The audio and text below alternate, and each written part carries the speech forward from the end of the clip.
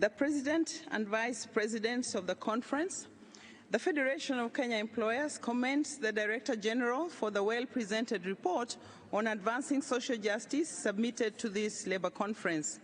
We agree with the DG that advancing social justice is critical and needs our immediate action because we do not have the luxury of time. It will take the concerted efforts of governments, workers, and employers to drive towards the attainment of the noble aspirations in the DG's report. We must be intentional, strategic, and bold in our actions and interventions. We cannot afford to have the usual finger-pointing and blame game that we often indulge in. Ladies and gentlemen, the report has rightly identified 4 dimensions of social justice: universal human rights and capabilities, equal access to opportunities, fair distribution, and just transitions. At the core of all these dimensions is the availability of required opportunities. We cannot talk of access to decent work when there are no job opportunities. We cannot talk about a just share of the economic growth without the growth itself first happening. We cannot talk about freedom of association for enterprises and workers when businesses themselves are in distress or facing closure. The advancement of social justice is only possible when businesses thrive and can create jobs. The violation of social justice dimensions happens in societies where business growth and activity are depressed. Let me highlight 4 important perspectives for advancement of social justice, especially in Africa. 1, a conducive business environment is the foundation for advancing social justice. Enterprises are currently in distress due to the rigid and hostile business environment. Businesses must contend with the shrinking formal sector, high informality, low productivity, high inflation, skills shortages, and regulatory burden, among others.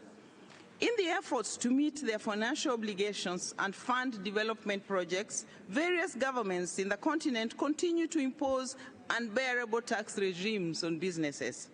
How can business play its role in just transition in the absence of a conducive business environment? Second, tripartism and social dialogue are vehicles for resolving emerging business challenges and unleashing the creation of decent jobs in Africa and other regions of the world. Having a job that offers a stable income is the surest way of lifting a person out of poverty. However, Africa today is facing the highest unemployment crisis in its history. Africa is endowed with vast fertile lands, massive natural resources, and a young, well-educated and passionate population. Unfortunately, Africa seldom decides on her destiny. In most cases, the policy positions and interventions at the global stage do not acknowledge the context and realities of the continent, which hampers the advancement of social justice. The priority for Africa at this stage is to deal with the youth unemployment crisis, which requires initiatives for value addition and processing and production of finished products in Africa so as to support enterprises to create jobs. Policies that take away employment from Africa are a key driver of irregular migration. Simply put, people follow the economic opportunities. Third, rights and obligations go hand in hand and one cannot be enjoyed without fulfilling the other. Social justice cannot be advanced when one party only focuses on their rights. As the ILO advances social justice, it also needs to emphasize the rights holder also has obligations to meet. The ILO constituents, governments, workers, and employers each have their rights and obligations which impose a duty on them to not only safeguard and provide the rights, but also work with each other to create ideal conditions for the attainment of these rights. To give an example, one cannot enjoy the right to adequate pay if he or she does not bear the obligation of supporting the payer to afford that level of pay. Fourthly, the ILO needs to build the capacities of constituents, employers included, to implement the various interventions highlighted in the Director General's report if we are to realize the aspirations of social justice.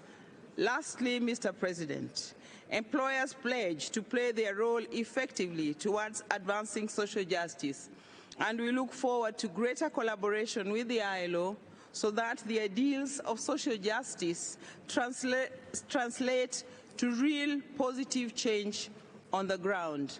I thank you for your kind attention.